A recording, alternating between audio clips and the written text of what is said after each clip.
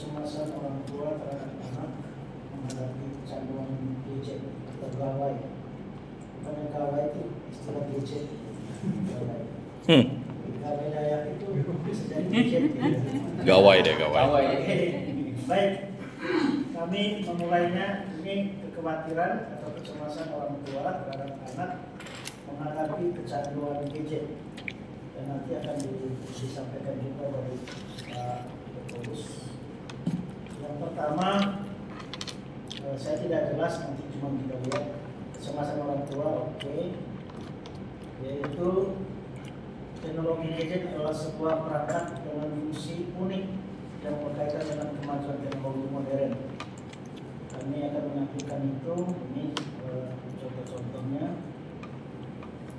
Ini berkaitan dengan kecemasan orang tua terhadap anak.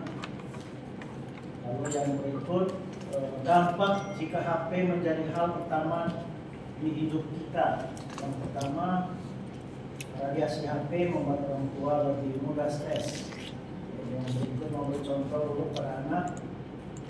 Jadi dia, kita lihat anaknya bingung, bapak mamanya di main gadget. Yang berikut, kualitas atau waktu bersama keluarga itu berkurang. Yang lalu tadi dibicarakan banyak, itu keluarga itu berkurang. Timbul kecemburuan anak terhadap HP, lalu menghambat perkembangan sosial anak, dan anak merasa sedih, kesal, marah, dan kesepian.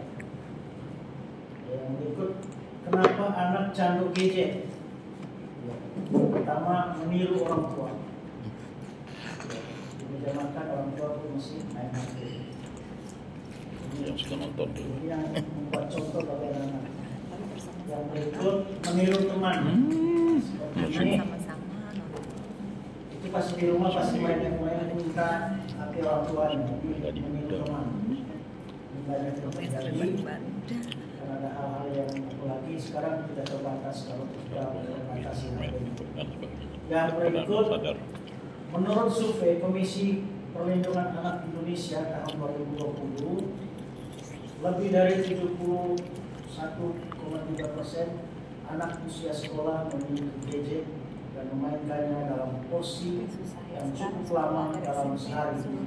Hingga 55% dari anak-anak ini menghabiskan waktu untuk bermain game di gadget mereka, baik game online maupun offline.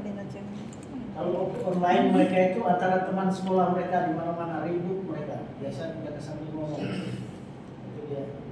Yang berikut, ini seperti ini contoh. Rame-rame, ini main game online. Yang pertama butuh waktu, yang kedua akan meminta, yang ketiga pakai gadget mereka sudah seperti itu ya. Kemudian yang berikut, Asosiasi Penyelenggara Jasa Internet Indonesia, ini yang penting katanya, mengumumkan jumlah pengguna internet Indonesia tahun 2024 ini mencapai 221 juta lebih jiwa pengguna internet aktif dari total populasi 278 juta lebih penduduk Indonesia tahun 2023, atau 79,5% dari penduduk Indonesia yang menggunakan gadget. Remaja dan anak-anak berjumlah 55% dari total pengguna internet Indonesia. Ini 120 juta. Ini anak-anak yang main. Remaja memakai gadget aktif. Ini datanya. Lalu yang berikut akan kami tampilkan perilaku anak yang candu gadget. Yang pertama, bermain gadget di setiap waktu luang. Pas istirahat dia sembunyi-sembunyi, atau kalau di rumah dia lagi tidak disuruh, tidak mau ngapain, pasti dia main gadget. Yang berikut, merasa gelisah jika tidak menggunakan gadget. Yang berikut, tidak ingin melakukan aktivitas lain. Kita suruhlah dia pergi beli apa di warung, pasti susah, pasti ada alasannya. Sabar. Yang mager dia ada saja alasannya. Kita yang disuruh sabar. Ya, kalau dia berada di rumah. Sabar. Biasanya kita suka kalau dia ada di rumah, ternyata di rumah ada gadget. Sabar. Itu yang akan kami sampaikan. Sulit tidur di malam hari, itu dia perilaku anak pecandu gadget. Malam hari dia bolak-balik. Kita berjam ini dengan orang tua. Saat orang tua tutup. Ini nanti kami akan, saya lagi download videonya cuma kemarin, agak berat. Yang berikut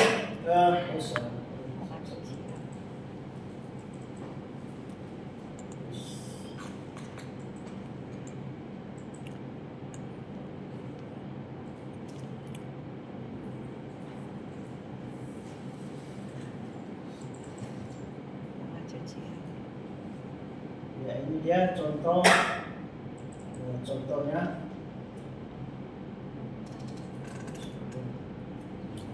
Dampak.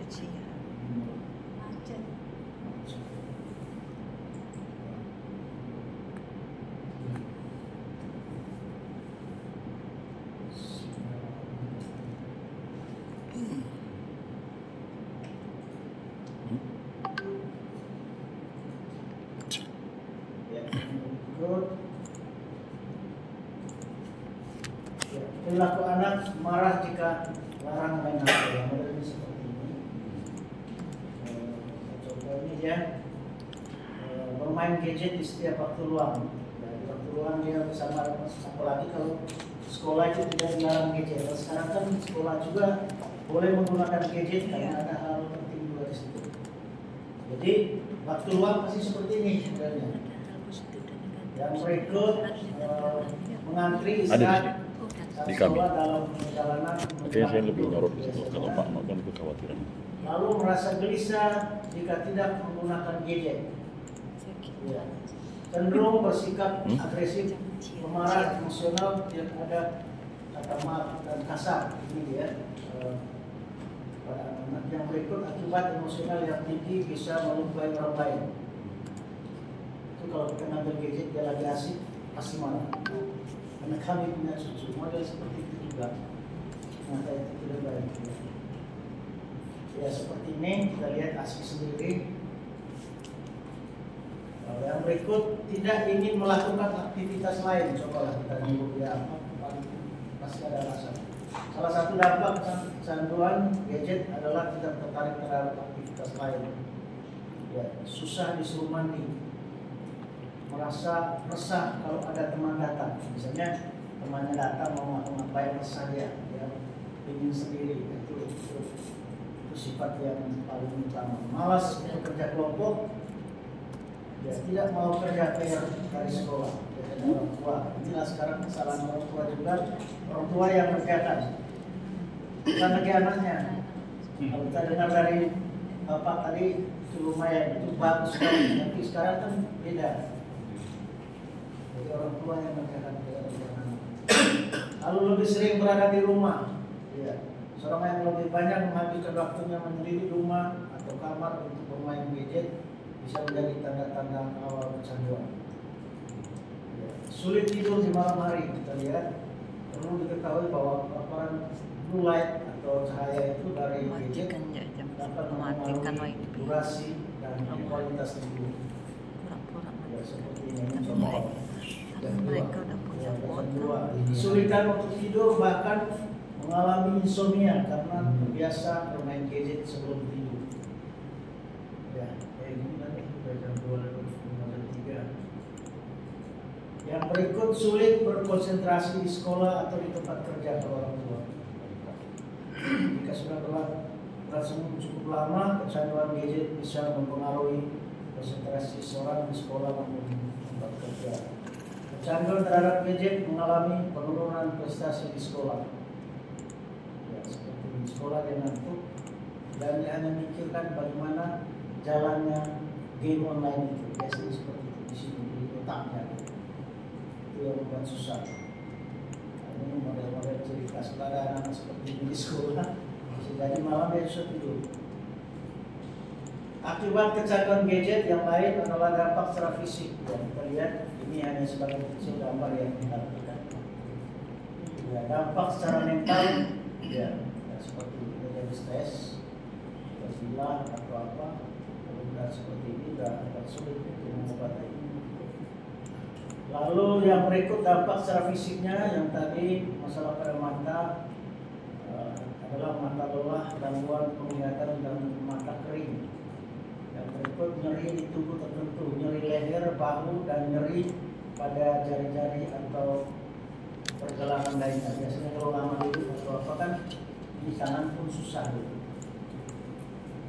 Lalu penurunan kualitas tidur dapat meningkatkan risiko lemak tubuh meningkat, diabetes, penyakit jantung dan orang tua ini, dan kecanduan obesitas ini masa.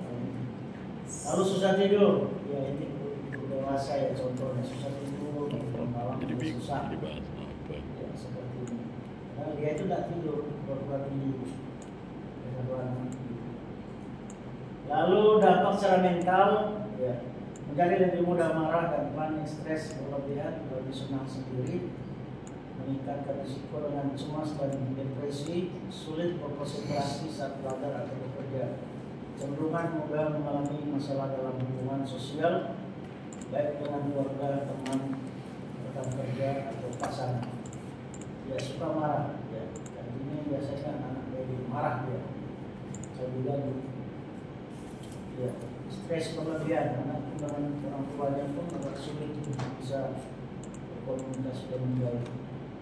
Ya suka menyendiri, ya kayak gini. Ini aman buat dia kalau seperti ini. Kalau yang paling gadget tidak mau berteman di ngobrol. Lalu cara mengatasi kecanduan gadget ada video-videonya, tapi saya belum bisa mengatasi penggunaan gadget. Yang pertama itu tadi hindari penggunaan gadget di tengah perjalanan biasa. Hindari gadget saat bersama orang lain. Membatasi penggunaan gadget, salah satunya di anak-anak kayak main dulu, main karambol, main apa, itu mungkin lebih bermanfaat. Main-main yang dulu yang diajarkan oleh orang tua dulu ya, seperti itu yang maksud. Lalu memperbanyak aktivitas di luar rumah, ya, seperti ini anak seperti itu kan. Sekian itu saja sebenarnya, dan selanjutnya kami mau menyampaikan dari cabut.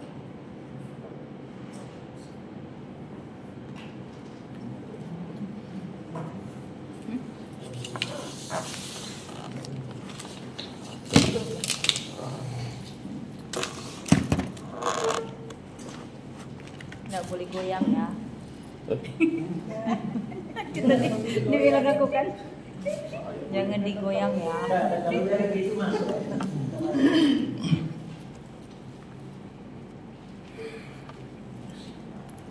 Lagi nyari? Panjang gitu udah.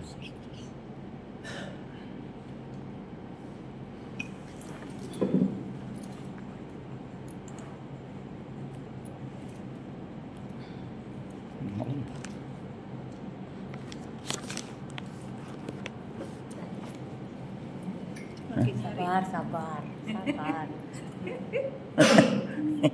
Belum kuning. Mau sinyal. Itu udah sesing. Cari dulu.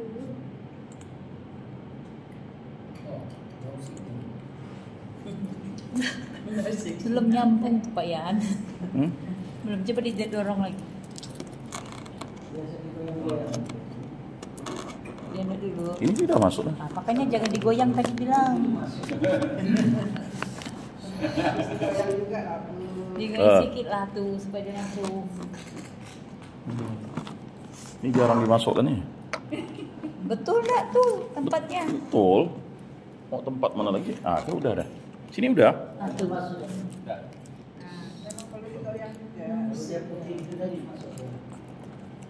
Udah putih tadi. Coba di ini kan di itu posisinya kayaknya belum benar. Salah kan? Bukan, coba kan. Betul, posisinya, Pak. Bawahnya dikasih alas. Oh, dikasih itu. Pinjam. Di pantatnya, di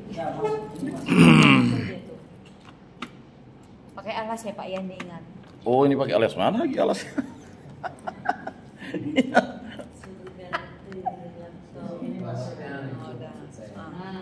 gitu. Ah. Pengalaman dah. Baik, terima kasih Pastor, Bapak Ibu yang terkasih, Komisi Keluarga Keuskupan Agung Pontianak.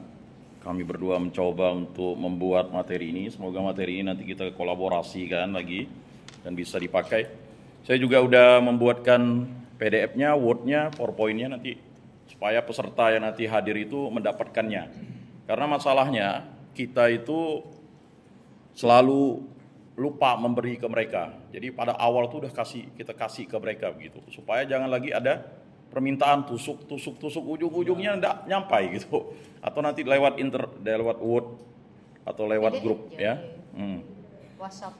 Baik, tadi Pak Pran nanti akan mengkolaborasinya, tapi bagi kami dampak internet, gawai dan game online bagi anak Katolik di keluarga Katolik. Saya langsung di situ karena sudah banyak korban yang berjatuhan ya. Di era digital, internet, gawai, dan game online menjadi bagian tak terpisahkan dari kehidupan anak-anak termasuk dalam keluarga Katolik. Nah itu sudah fakta, kita tidak bisa terbantahkan. Bohong kalau ada keluarga Katolik, kecuali tadi saya baru menemukan keluarga Pak Wahyudi, itu luar biasa tuh. Ya, tapi untuk keluarga zaman sekarang itu nonsen untuk melepaskan itu dari kita. Dan kita juga udah terpengaruh ya, apalagi kalau kita sudah main game. Teknologi ini memiliki dampak positif dan negatif yang dapat mempengaruhi perkembangan iman, moral, serta kehidupan sosial anak.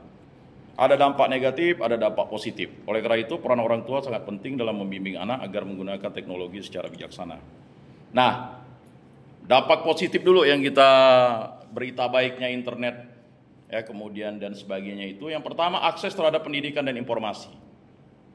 Saya bisa minta foto Pastor Barses, minta Pastor Ellen itu ya tinggal saya cari googling saja.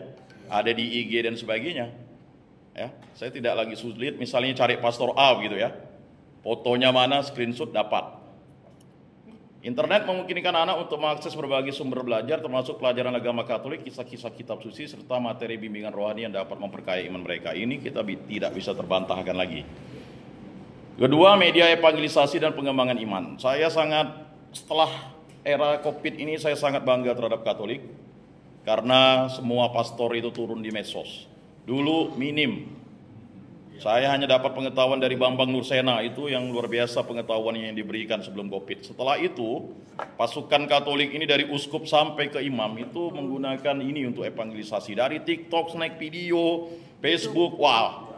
Sekarang tidak ada lagi orang mau celah tuh mau nanya itu. Bahkan ada Pak Romo Patris Algero dan sebagainya. Itu membuat kita semakin kaya. Dan aplikasi seperti YouTube, Katolik ID, dan e-Katolik dapat menjadi sarana untuk memperdalam pemahaman iman melalui video, renungan harian, serta doa-doa digital. Kemudian yang ketiga, koneksi dengan komunitas Katolik. Prodiakon bergerak, saya ikut waktu itu, saya waktu Covid ikutnya di Skadau. Romo Eko kasih materi. Baru saya tahu tugas-tugas Prodiakon itu. Ya kan? Maksudnya kan sebelumnya sudah tahu, memang sudah dibekali oleh Pastor Ellen, tapi secara nasional itu, oh ini begini masalah. Akhirnya kita tahu di situ. Melalui media sosial, anak-anak dapat terhubung dengan komunitas seiman seperti Keluarga Mahasiswa Katolik (KMK), Perhimpunan Mahasiswa Katolik Republik Indonesia, atau kelompok doa online yang memperkuat kebersamaan dalam iman. Keempat, pengembangan keterampilan digital. Dengan penggunaan yang tepat, teknologi membantu anak mengembangkan keterampilan digital yang berguna di era modern, seperti literasi digital, kreativitas, dan pemecahan masalah, problem solving. Nah, ini dampak negatifnya. Tadi sudah disinggung oleh Pak Pran ya. Yang pertama, kecanduan dan kurangnya interaksi sosial. Ini yang akan kita hadapi. Ya. Penggunaan gawai dan game online secara berlebihan dapat menyebabkan kecanduan, mengurangi waktu untuk berinteraksi dengan keluarga dan teman secara langsung, serta menghambat perkembangan sosial anak. Fakta ya, kalau saya suruh anak saya itu bukan lagi mau 3 kali, 10 kali. Yang disuruh sabar tuh saya, sabar Pak, sabar. Ya, sekarang itu yang suruh sabar tuh yang disuruh sabar tuh kita. Sabar Pak, iya Pak, sabar Pak, tidak akan dilakukannya. Jangan berharap. Maka mungkin para pastor, para romo atau kita-kita di gereja nanti kalau suruh anak-anak mudika itu butuh sabarnya 170 kali lah. 70 kali 7. Dua, konten yang tidak sesuai dengan nilai Katolik. Tanpa pengawasan yang baik, anak dapat mengakses konten yang bertentangan dengan ajaran iman Katolik seperti kekerasan, pornografi, atau paham sekuler yang merusak nilai-nilai moral.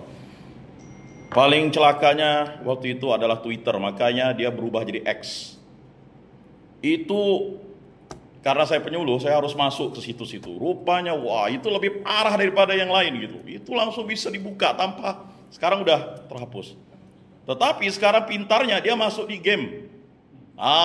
Ini ya mungkin kalau istri saya tidak menyelami situ, karena saya penyuluh tuh saya harus cek situ. Di mana konten-konten porno? Sekarang konten porno itu masuk di game-game. Kemudian hati-hati kalau ada aplikasi seperti apa gitu, Brimo atau apa gitu ya. Itu dia masuk di situ. Cara berhubungan, cara menarik cewek dan semua itu diajarkan. Wah, ini kacau nih saya bilang. Jadi kita harus nanti cek tuh HP-nya anak-anak. Tidak perlu merebutnya, tetapi kita cek dulu aplikasi apa yang dia pakai. Nah, itu. Kemudian itu tadi.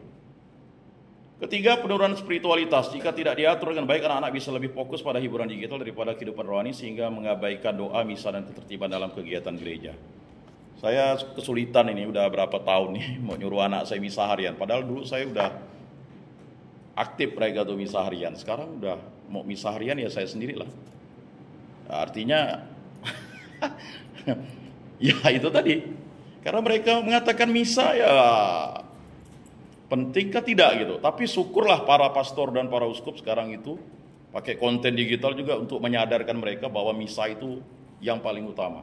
Keempat, gangguan kesehatan fisik dan mental. Terlalu lama menatap layar dapat menyebabkan gangguan kesehatan seperti mata lelah, gangguan tidur, serta dampak psikologis seperti kecemasan dan stres akibat tekanan dari media sosial atau game online. Ya, saya pikir saya secara umum nanti Pak Pran kami berbagi secara spesifiknya. Kemudian peran orang tua dalam membimbing anak, yang pertama menjadi teladan dalam penggunaan teknologi. Orang tua harus menunjukkan contoh penggunaan teknologi yang sehat seperti mengutamakan doa, kebersamaan keluarga, dan membatasi penggunaan gawai di waktu-waktu tertentu. Ya, saya pikir itu wajib diterapkanlah kepada kita. Kedua, menerapkan aturan dan batasan, menetapkan waktu maksimal untuk bermain game dan menggunakan internet, serta memilih konten yang sesuai dengan nilai-nilai Katolik. Saya pikir paling wise sekarang adalah itu tadi, menetapkan aturan dan batasan. Kita tidak bisa melarang. Saya sudah uji coba dengan anak saya tuh yang nomor 3, yang SD. Kalau kita kasih batasan dia bisa ikut. Tapi kalau dia sudah mulai longgar, habis diambilnya ya kan. Dan ya mau tidak mau. Kemudian ketiga, mendorong aktivitas alternatif, mengajak anak untuk terlibat dalam kegiatan gereja, olahraga, membaca kitab suci, atau aktivitas lain yang membangun karakter dan iman mereka. Ya, saya sangat setuju program keuskupan kalau ada tent, kemudian kemah, baksos dan sebagainya. Ya, libatkanlah mereka. Dan apa yang dibuat Bandol waktu itu setahun sekali itu kemah itu sangat menarik untuk ya anak saya juga ikuti ya. Kemudian yang keempat, menggunakan teknologi sebagai sarana pendidikan iman, memaparkan aplikasi dan website Katolik untuk memperdalam iman anak serta mengajarkan mereka cara menggunakan teknologi untuk hal-hal yang positif. Pastor, Bapak Ibu, algoritma itu ngejar. Mohon maaf, kalau Bapak suka konten gosip, TikTok, Facebook, YouTube, semuanya ketika kita buka, dia langsung. Kok kita tidak pernah akses, dia tahu. Begitu juga kalau kita buka situs porno, langsung dia. Karena algoritma. Jadi saya diajarkan oleh pakar IT itu, apa yang kita buka, itulah yang akan ketika kita buka lagi itu yang ngejar. Kalau kita misalnya kayak kita buka seperti Hidup TV, Katkit, YouTube kita langsung isi itu gitu. Algoritmanya ngejar begitu. Maka itu mungkin mau disadarkan ke umat, jangan maksudnya banyak membuka konten-konten yang sifatnya Katolik gitu. Nanti algoritma dari Facebook, TikTok, Next Video semuanya yang Katolik. Memang aneh dia internet tuh, dia artificial intelligence ngejar dia. Jadi kalau yang suka aneh-aneh itu dia merekam kita. Maka itu sarannya. Jadi kemudian kesimpulan, internet, gawai, dan game online memiliki dampak yang besar terhadap anak-anak dalam keluarga Katolik. Dengan bimbingan yang tepat, teknologi dapat menjadi alat yang memperkaya iman dan pendidikan anak. Namun tanpa pengawasan, teknologi juga dapat membawa dampak negatif yang merusak perkembangan spiritual dan moral mereka. Oleh karena itu, orang tua perlu berperan aktif dalam membimbing anak-anak agar tetap hidup dalam iman dan nilai-nilai Katolik di era digital ini. Baik, saya hanya umum saja. Kemudian yang bagian yang kedua, ini saya hanya kaitkan, nanti bisa Pastor atau Romo kami merancang bersama itu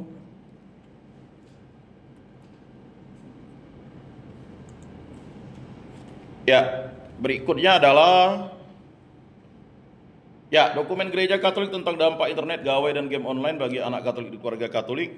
Mengapa saya agak prihatin juga dengan kita orang-orang Katolik. Dokumen Gereja Katolik itu sangat kaya, tetapi ada umat yang sampai ya enggak tahu ya apakah tidak membaca atau tidak mendengarkan. Nah, ini banyak tidak bisa mengakses itu. Makanya saya sudah downloadkan yang dokumen Pastor, yang sudah saya downloadkan nanti untuk ya oleh-oleh kita lah ya di komisi itu. Gereja Katolik telah mengeluarkan beberapa dokumen yang membahas dampak internet, gawai dan game online terhadap anak-anak dalam keluarga Katolik.